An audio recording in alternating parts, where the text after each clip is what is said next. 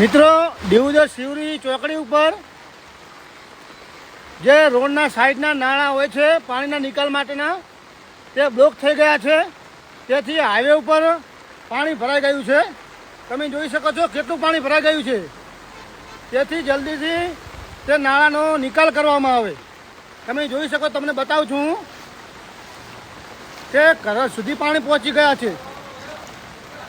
તમે જુઓ મિત્રો, તે ઘરમાં પાણી પહોંચી ગયું છે. તમને એક બીજું ઘર બતાવું, તમે જુઓ ધ્યાનથી.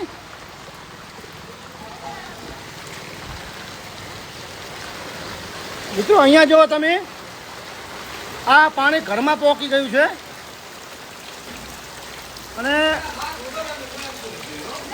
તમે જુઓ, માણસે પોતાનો સામાન બચાવવા માટે આ ખાટલા પલળી ગયા છે ને ખાટલા ઉપર પોતાનો સામાન મૂક્યો છે. તમે જુઓ, તમે જોઈ શકો છો.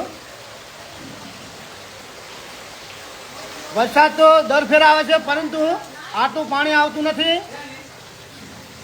જે હાઈવેના સાઈડના નાળા છે તે બ્લોક થઈ ગયા છે. તેથી આટલું પાણી ભરાઈ ગયું છે. દિયોદર શિવરી ચોકડી, લક્ષ્મીપુરા.